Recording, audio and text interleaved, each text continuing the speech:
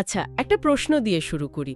জীবনে ভালো থাকতে হলে কি আমাদের আরো বেশি কিছু পেতে হবে, নাকি কম চাইলেই ভালো থাকা যায়? কম দুশ্চিন্তা, কম জিনিসের পেছনে ছোটা, এসব। ইন্টারেস্টিং প্রশ্ন। আজ আমরা মার্ক ম্যানসনের যে বিখ্যাত বইটা the subtle art of not giving a ফাক, সেটার মূল ভাবনাগুলো নিয়েই একটু আলোচনা করতে বসেছি। হ্যাঁ, দারুণ একটা বই। বইটার মূল কথাটা কিন্তু এরকম না যে কোনো কিছুতেই কিছু যায় আসে না, বরং এটা একটা কৌশল আর কি। ঠিক। বেছে বেছে কোন জিনিসগুলো জরুরি সেগুলোতে মনোযোগ দেওয়া, আর বাকি যা কিছু অপ্রয়োজনীয় সেগুলোকে পাত্তা না দেওয়া। একদম।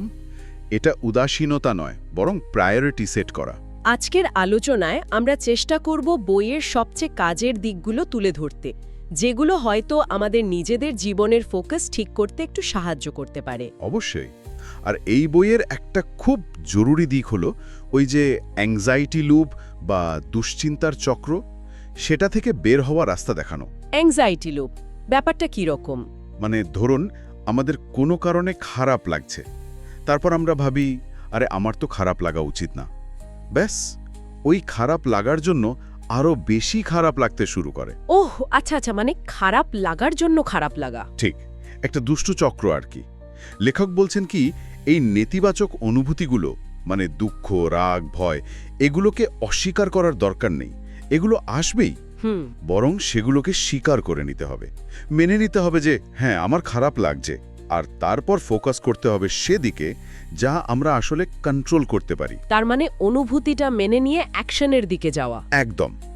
সবসময় শুধু হ্যাপি থাকার পেছনে না ছুটে বরং ভালো সমস্যা বেছে নেওয়া, যেগুলোর সমাধান করতে আমাদের ভালো লাগে বা যেগুলো আমাদের জন্য অর্থপূর্ণ, সেটাই আসল কথা। এই যে নিয়ন্ত্রণের কথা বললেন, সেটার সাথেই কি ওই সাধারণ বা অর্ডিনারি হওয়ার ব্যাপারটা যুক্ত? হ্যাঁ, অনেকটাই। কারণ আজকাল তো সবাই অসাধারণ হতে চায়, তাই না? সোশ্যাল মিডিয়া খুললেই ঠিক তাই, একটা বিরাট চাপ। লেখক বলছেন, আরে বাবা, বেশিরভাগ বিষয়ে সাধারণ বা গড়পড়তা হওয়াটাই তো স্বাভাবিক। আর এটা মেনে নিতে পারলেই কিন্তু অনেক চাপ কমে যায়। তখন আর লোকে কি বলবে বা সবার চোখে ভালো হতে হবে এই সব না ভেবে যা নিজের কাছে সত্যি ইম্পর্ট্যান্ট সেদিকে মনোযোগ দেয়া যায়। সত্যি বলতে এটা শুনতে খুব স্বস্তিদায়ক লাগছে। এখানেই চলে আসে ভালো আর খারাপ ভ্যালিউজ বা জীবন মূল্যবোধের বিষয়টা। আচ্ছা, সেটা কি রকম? ভালো ভ্যালিউজ, খারাপ ভ্যালিউজ? লেখক বলছেন, ভালো ভ্যালিউজ হলো সেগুলো যেগুলো বাস্তবসম্মত, সমাজের জন্য ভালো, আর সবচেয়ে বড় কথা আমাদের নিজেদের নিয়ন্ত্রণে থাকে। যেমন? উদাহরণ দিলে ভালো হয়। যেমন ধরুন, সততা। আমি চেষ্টা করতে পারি সৎ থাকার, বা ধরুন চেষ্টা করা, নতুন কিছু শেখার চেষ্টা, সম্পর্কের যত্ন নেয়ার চেষ্টা। এগুলো হয়তো কষ্টকর, কিন্তু এর ফলটা ভালো, আর চেষ্টাটা আমার হাতে। বুঝলাম। আর খারাপ ভ্যালিউজ? খারাপ ভ্যালিউজগুলো প্রায়ই আমাদের নিয়ন্ত্রণের বাইরে। যেমন ধরুন, সবার কাছে পপুলার হওয়া, এটা তো অন্যদের উপর নির্ভর করে, তাই না? তা তো বটেই। বা ধরুন, সবসময় নিজেকে সঠিক প্রমাণ করার চেষ্টা করা, কিংবা শুধু পয়সা বা জিনিসপত্রের পেছনে ছোটা। এগুলোর পেছনে ছুটলে আখেরে অসুখী হওয়ার সম্ভাবনাই বেশি। বাহ, খুব পরিষ্কার একটা পার্থক্য। আর এই নিয়ন্ত্রণের ধারণার সাথেই তো ওই দোষ বনাম দায়িত্বের ব্যাপারটা আসে, তাই না? একদম, খুব গুরুত্বপূর্ণ একটা পয়েন্ট এটা। জীবনে তো অনেক কিছুই ঘটে যা হয়তো আমাদের দোষে ঘটেনি, কিন্তু পরিস্থিতিটা সামলানোর দায়িত্বটা আমাদেরই নিতে হয়।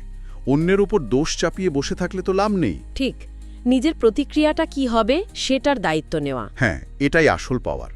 পরিস্থিতি যাই হোক, আমি কিভাবে রিয়্যাক্ট করব, এরপর কি করব, এই সিদ্ধান্তটা আমার।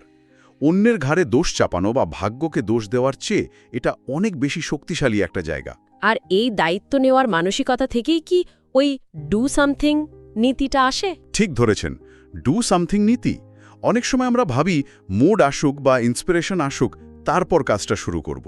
হ্যাঁ, এটা তো খুবই কমন। লেখক বলছেন, এটা উল্টোভাবে ভাবো।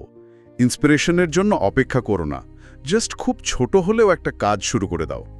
অ্যাকশন আগে? হ্যাঁ, ওই ছোট কাজটাই একটা গতি তৈরি করবে, আর সেই গতি থেকেই পরের কাজের বা বড় কাজের ইন্সপিরেশন আসবে।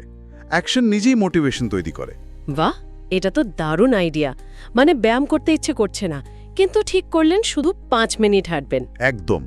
ওই 5 মিনিট হাঁটতে শুরু করলেই দেখবেন হয়তো আরও 10 মিনিট হাঁটার ইচ্ছে হলো। ওই শুরু করাটাই আসল। খুবই বাস্তবসম্মত একটা পরামর্শ।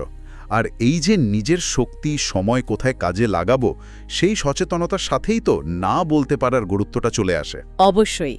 আমরা যদি সবকিছুতেই হ্যাঁ বলতে থাকি, তাহলে তো নিজের জরুরি কাজগুলোর জন্য সময় থাকবে না। ঠিক তাই, নিজের জন্য বা নিজের প্রায়োরিটির জন্য স্বাস্থ্যকর সীমানা বা বাউন্ডারি তৈরি করাটা খুব দরকারি। এটা আসলে নিজেকে এবং অন্যকেও সম্মান দেখানো। এটা স্বার্থপরতা নয়, অনেকে তো এটাই ভাবে। না, এটা স্বার্থপরতা নয়, এটা হলো নিজের সম্পদ মানে সময় আর শক্তি, সেটাকে রক্ষা করা, যাতে যা সত্যি গুরুত্বপূর্ণ সেগুলোতে মন দেওয়া যায়। হুম। আর এই আইডিয়াটা বইয়ের শেষের দিকের ভাবনার সাথে খুব মিলে যায়। লেখক মনে করিয়ে দেন মৃত্যুর কথা। ও হ্যাঁ, মৃত্যুর অবশ্যম্ভাবিতা। আমাদের হাতে সময় খুব সীমিত। এই সত্যিটা যখন আমরা মন থেকে মানি, তখন জীবনের ছোটখাটো অপ্রয়োজনীয় জিনিস যেগুলো আসলে কোনো মানে রাখে না, সেগুলোকে বাদ দেওয়াটা অনেক সহজ হয়ে যায়। ফোকাসটা ঠিক হয়ে যায় আর কি। একদম। এখানেই হয়তো ওই এক প্রশ্নের ফিল্টারটা কাজে লাগে। কোনটা? ওই যে, যদি আমি এটাকে হ্যাঁ বলি, তাহলে কোন জরুরি জিনিসটাকে আমি না বলছি? দারুণ প্রশ্ন। নিজের সময় আর মনোযোগ কোথায় যাচ্ছে সেটা বোঝার জন্য খুব পাওয়ারফুল। নিঃসন্দেহে। তো সব মিলিয়ে যদি বলি, এই বইটার আসল শিক্ষা হলো খুব সচেতনভাবে, স্ট্র্যাটেজিক্যালি মনোযোগ দেওয়া। কোথায় আমাদের এই সীমিত মনোযোগটা দেব সেটা বেছে নেওয়া। ঠিক, আমাদের মনোযোগ, আমাদের শক্তি, এগুলো তো সীমিত, একটা বাজেটের মতো। সেই বাজেটটা আমরা কোথায় খরচ করব সেটা খুব ভেবেচিন্তে ঠিক করতে হবে। হুম। আজকের আলোচনার পর হয়তো এটাই ভাবার বিষয় রইল, আমাদের মনোযোগ যদি একটা বাজেট হয়, তাহলে সেই বাজেট কোথায় বিনিয়োগ করলে দিনের শেষে মনে হবে হ্যাঁ, এটা মূল্যবান ছিল। কারণ শেষ পর্যন্ত তো আমাদের মনোযোগই আমাদের জীবনটাকে গড়ে তোলে। একদম, কোথায় মনোযোগ দিচ্ছি সেটাই নির্ধারণ করে আমাদের জীবনের অভিজ্ঞতা কেমন হবে।